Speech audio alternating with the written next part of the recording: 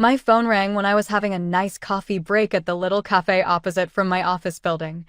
I nearly choked on my cappuccino as Mom's name appeared on the screen. It wasn't odd that we hadn't spoken for months. We had never been intimate. "Kelly, hello dear." Her tone sounded abnormally soft. "Hi, Mom," I murmured, anxiously swirling my coffee. "This is unexpected. I wanted to inquire on your well-being. It must have been challenging after the divorce." I let out a sigh as the well-known pain in my chest returned. I had only been divorced from Mark for 2 weeks when I discovered him having an affair with a coworker. The recollection still hurt. Admittedly, yeah, it's been rough, but I'm getting by. I got to keep the house, at least. I believe that Mark's guilt helped me because he didn't argue with me about it. Mom said, "Listen," before I could say anything more. "You're sorely missed by your father and myself. This Saturday, how about we have supper together? We haven't had a family lunch in far too long." The invitation was unexpected. My parents had maybe welcomed us over twice in the 5 years that I had been married to Mark, but they had always kept our chats brief and superficial. My curiosity overcame me, and I accepted. I hung up and sat there, perplexed. Warm and friendly had never been my parents' style. My older sister Lisa was always the star of the family growing up. She got straight A's, got married right out of college, and had grandchildren. I was simply the afterthought, Kelly. Saturday came around fast. I saw that my parents' little ranch-style house required new paint when I parked into their driveway. I was about to knock when Dad answered the door. "Hey, Kelly." He pulled me into an uncomfortable hug and urged, come in, with strange eagerness. Mom came out of the kitchen, using her apron to wipe her hands. "You're on schedule. Dinner is almost ready." The fine china, which they always saved for Christmas and Thanksgiving, was on the table. There was undoubtedly a problem. They asked me a ton of questions while we were eating. "So, how's work going at the marketing firm?" Dad inquired. "All right." I chopped into my chicken and declared, "Next month, I'm up for a promotion." "And what do you do in your free time now?" Mom added. "Any new hobbies?" I gave a shrug. "Not at all. Simply concentrated on surviving each day." My life was greatly impacted by the divorce. "Of course, dear," Mom murmured with a sympathetic stroke on my hand. "However, you're still young. You'll recover." After looking at each other, Dad cleared his throat. "So, what are your plans for the house?" It was there. The true motive behind the invitation to supper. Simply put, I'm going to live in it, I declared. "I'm planning to renovate next year once I've saved up a bit." Mom's eyes glowed. "Remodeling? How appropriate that you bring that up." I put my fork down. "What do you mean?" "Well," Dad said, bending forward, "your mother and I have made the decision to remodel our house from top to bottom. The electrical wiring is no longer up to code, and the plumbing has to be updated." "That's good," I said cautiously. "Your house could use some work. The thing is," Mom continued, "we need somewhere to stay during the renovation. It could take several months." My stomach tightened as I realized where this was heading. "Lisa's place is already crowded with the kids," Dad added. "And renting would be such a waste of money." Mom reached across the table and squeezed my hand. "We were hoping you might let us stay at your house. It's so big, and you have all that space just for yourself." I wanted to say no immediately. The thought of my parents invading my personal space made my skin crawl. We'd never gotten along well, and after years of feeling second best to Lisa, I'd come to value my independence. But looking at their expectant faces, I hesitated. Maybe this could be a chance to finally build a better relationship with them. And my house was spacious, a 4-bedroom colonial with plenty of room. "I guess that would be okay," I said slowly. "When would you need to move in?" "Next week," Mom suggested eagerly. "The contractors are starting on Monday." "We'd be so grateful," Kelly, Dad said. "It would help us tremendously."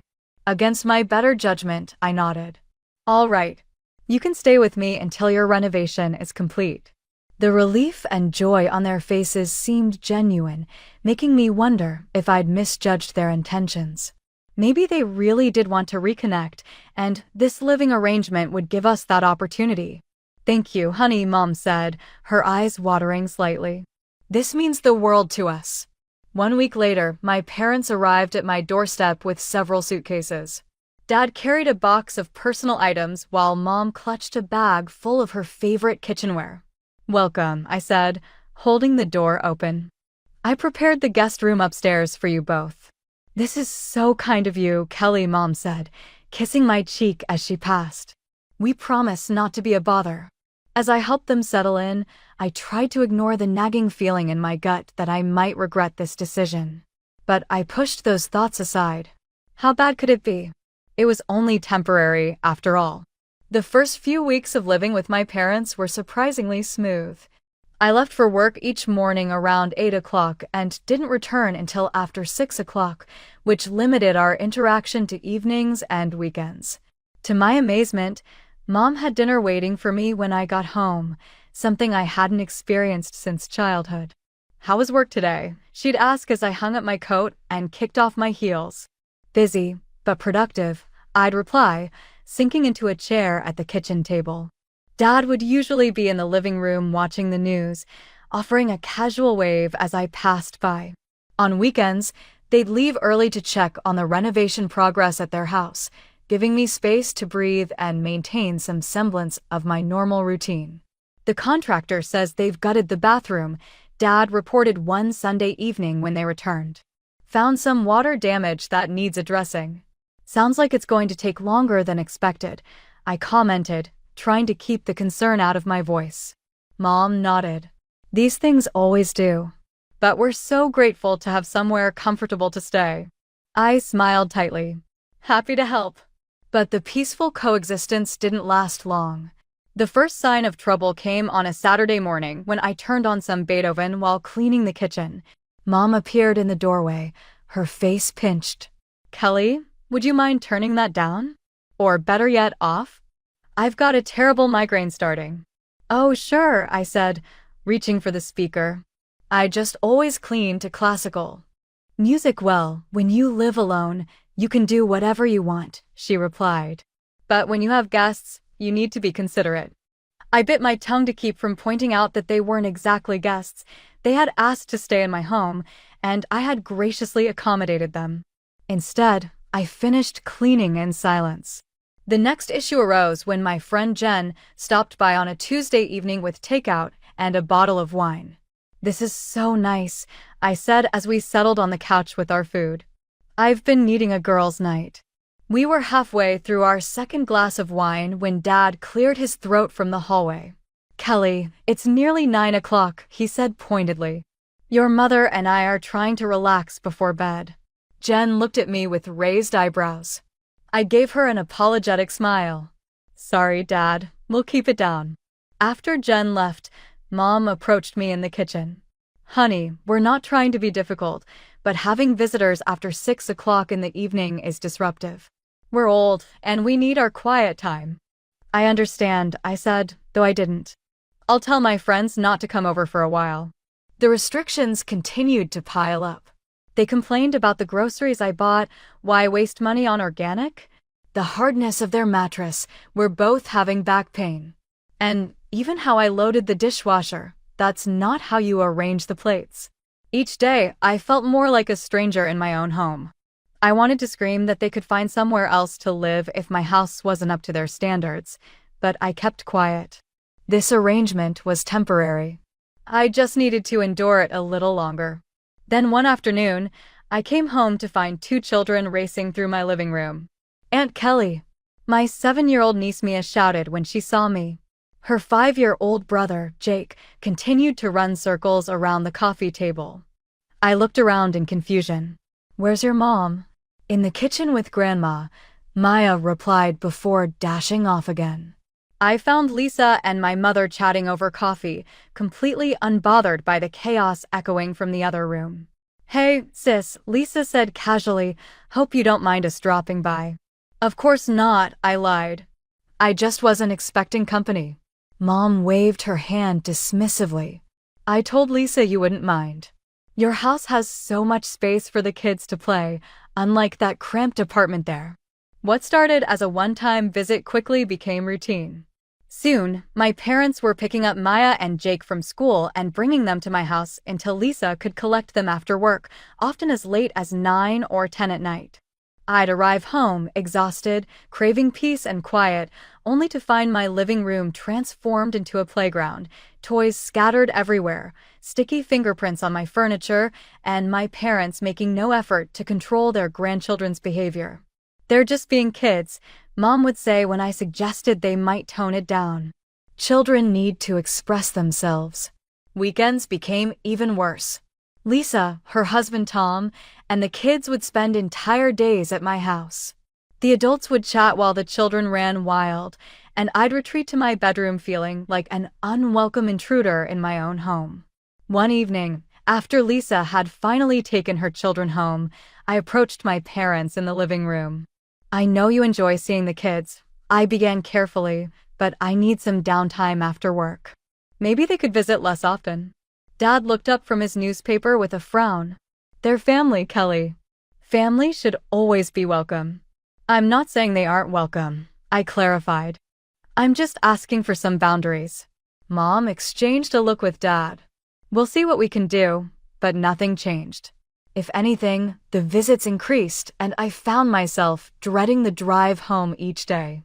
I consoled myself with the thought that my parents' renovation would eventually be completed and life would return to normal. Then came the Saturday that changed everything. Mom announced she was hosting a family dinner at my house. Lisa, Tom, and the kids arrived at 5, and we all gathered around my dining table. Throughout the meal, I noticed my parents and Lisa exchanging meaningful glances. The atmosphere felt charged, like they were all in on some secret I wasn't privy to. As we finished dessert, Dad cleared his throat.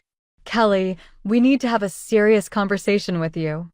I set down my fork, anxiety bubbling in my stomach. "It's about Lisa and her family," Mom began. "They're facing some financial difficulties right now. The rent on their apartment keeps increasing. It's becoming unsustainable for them." I could see where this was heading, but I desperately hoped I was wrong.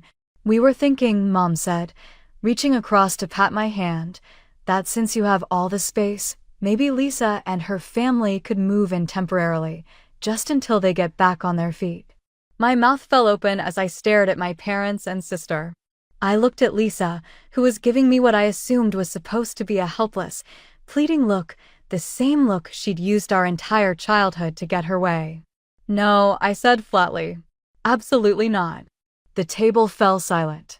For pairs of eyes stared at me in disbelief, as if my refusal was completely unexpected.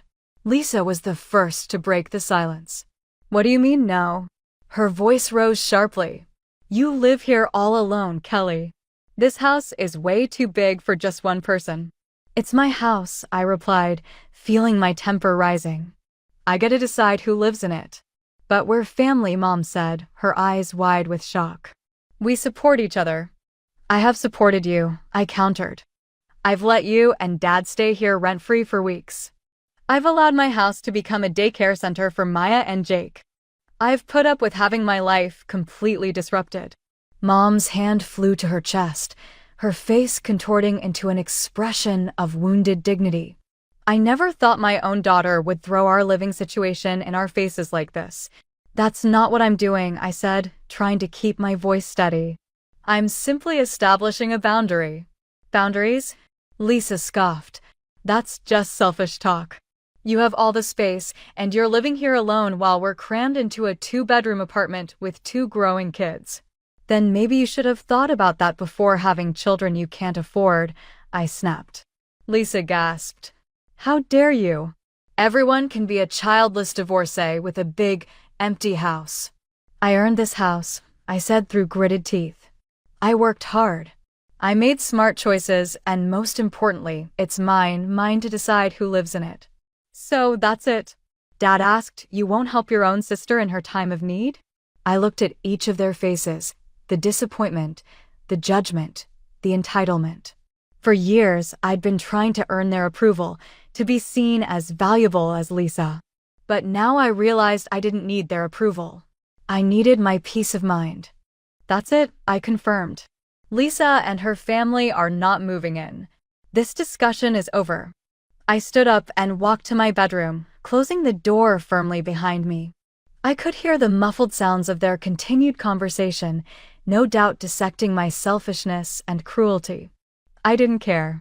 For the first time in weeks, I felt like I'd stood up for myself. The next morning, I woke to a silent house. When I went to the kitchen, neither of my parents acknowledged my presence. Mom, who had been making me breakfast since they moved in, was sipping her coffee and pointedly reading a magazine. Dad was busy with his crossword puzzle. Good morning, I tried. Silence. Fine. If they wanted to act like children, that was their choice. I made my own breakfast and headed to work. That evening, I returned to find no dinner waiting. The pattern continued for days. My parents moved through the house like ghosts, speaking to each other, but never to me. Lisa stopped bringing the kids over, which was the one silver lining to the whole situation. A week into this silent treatment, I was actually starting to enjoy the peace. If this was their idea of punishment, they had seriously miscalculated. I'd lived alone for weeks after Mark moved out and had grown to appreciate the solitude. Friday morning, I left for work as usual. The day was busy with back-to-back meetings, keeping me at the office later than planned. When I finally pulled into my driveway around 7:30 p.m., I was looking forward to a quiet evening with a glass of wine and maybe a movie. I inserted my key into the front door lock, but it wouldn't turn.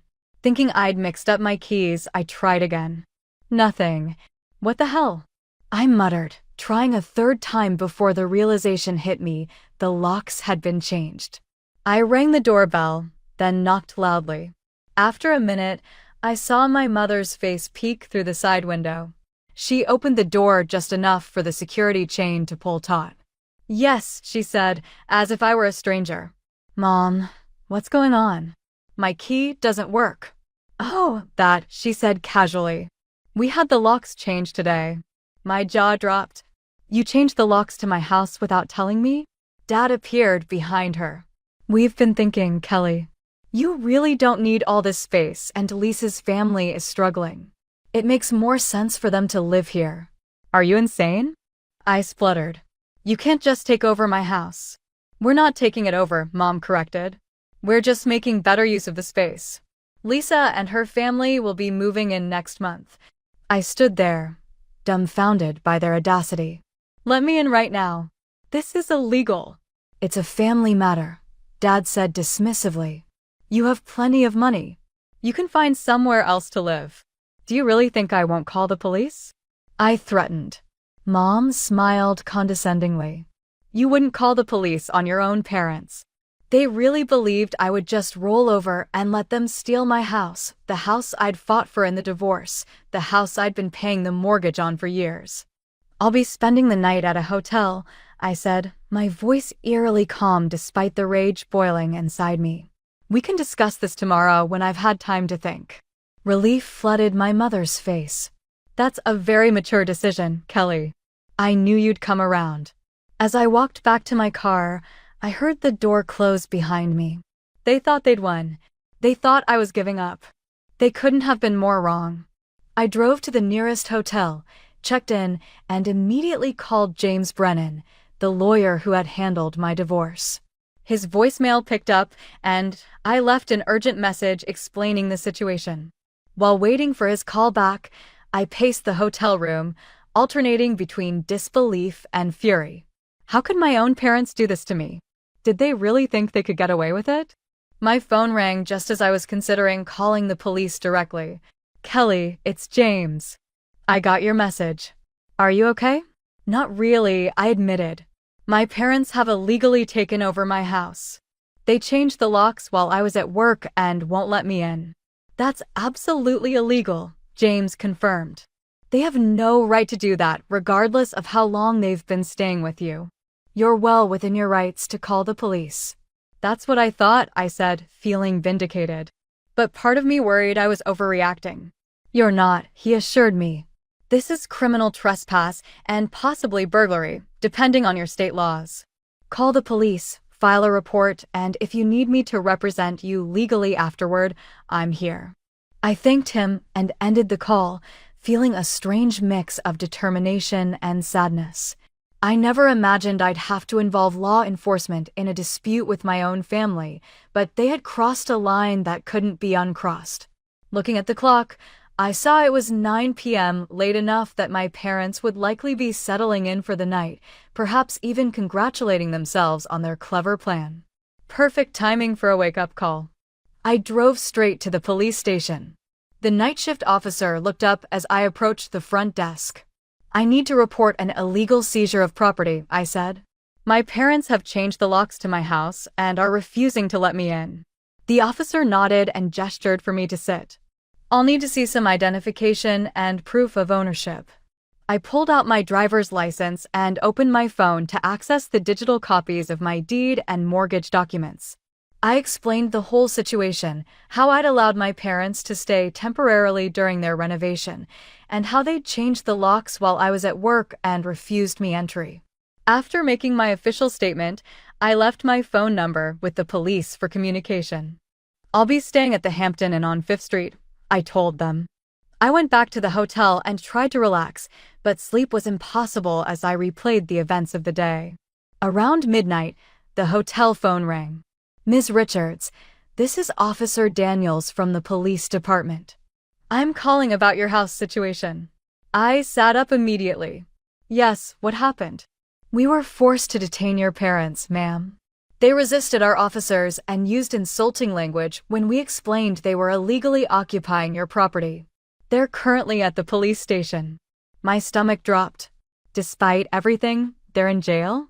"In holding cells, yes." "When would you be able to come to the station?" I glanced at the clock. It was already past midnight. "I can come in the morning, first thing." After hanging up, my cell phone immediately began ringing, my parents and sister calling repeatedly. I didn't answer any of the calls and simply turned off my phone. I needed space to think clearly without their manipulation. The next morning, I turned my phone back on and was bombarded with notifications, dozens of missed calls and messages from my parents and Lisa. I scrolled through a few of the messages. "How could you harm your own parents in this way? You were reared by us. Mom is crying in a cell because of you. You're cruel and heartless. Withdraw your statement now. Family helps family. You're no longer my sister." Refusing to be influenced by their guilt tactics, I put the phone aside. My parents had spent all night at the police station and were still there when I got there. They were worn out and untidy, and they looked awful. Mom's eyes were swollen and red from crying, and when she saw me, she began to cry once again. Dad simply had a disappointed and angry expression. I felt sympathy creep up on me for a second. After all, these were my parents. Then I recalled their blatant plot to steal my house and their sense of entitlement to take what was rightfully theirs. I repressed my sympathy and remained steadfast. I looked straight at my parents as I informed the policeman, "I'm ready to withdraw my statement on one condition. They need to take their things and move out of my house immediately today." "Yes, fine," Dad responded hastily, his fury giving way to desperation. "Whatever you want, Kelly." Mom frantically nodded while crying. "We're going to go immediately. Please just dismiss the accusations." They were freed after the police fined them for defying and disrespecting authorities. They gladly complied with my instruction that they vacate right away. Lisa was waiting, pacing nervously next to her car in the station parking lot. She hurried ahead to assist our parents as soon as she saw them come out. They drove off toward my house after she set them in her car and turned to gaze at me with unadulterated malice. To make sure they went there, I drove after them. My folks started packing as soon as they got to my place. They loaded everything into their car in the garage while working swiftly and quietly. They were prepared to go within an hour. They didn't even give me a sidelong glance as they pulled out of the driveway, let alone say goodbye. I got all the locks replaced as soon as they left by calling a locksmith. I made the clear decision that I would never again allow anyone other than my family to enter my house. My mother sent me a text message a few days later. "I don't think of you as a part of this family anymore. We no longer wish to contact with you." I exhaled a sigh of relief as I gazed at the message. It wasn't a sense of regret or melancholy. It was liberty. I also didn't want to talk to them because of their incessant demands, partiality for Lisa, and sense of entitlement to my life and house. At last, I was free of everything. I now live alone and in peace at my home. I live my own life without their expectations or judgment. I don't talk to my sister or parents, and to be honest, it makes my life so much more tranquil. I occasionally question if I should feel bad about the way things turned out. However, I then realize that I did not cause this circumstance. I just refuse to allow myself to be exploited and controlled. I feel totally at peace for the first time in years, and my house is genuinely mine again.